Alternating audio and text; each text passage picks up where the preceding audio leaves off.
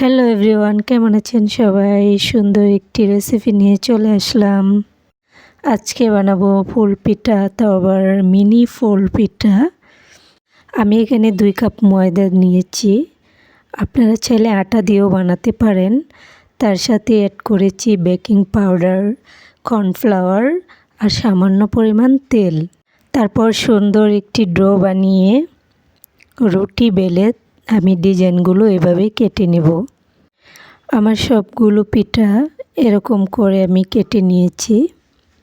তারপর আটা দিয়ে এরকম একটার পর একটা এরকম সুন্দর করে বসিয়ে আমি এখানে 4টা করে দিয়েছি, আপনারা 3টা করে দিতে পারেন। খুবই সুন্দর একটি রেসিপি। আপনারা কিন্তু চাইলে বাসায় বসে অনেক সুন্দর সুন্দর রেসিপি বানাতে পারেন। ভিডিওটি কেমন হয়েছে কমেন্টে জানাতে ভুলবেন না কিন্তু। ভিডিওতে লাইক, কমেন্ট এবং সাবস্ক্রাইব করে সবসময় আমার চ্যানেলের পাশেই থাকুন। খোদা হাফেজ।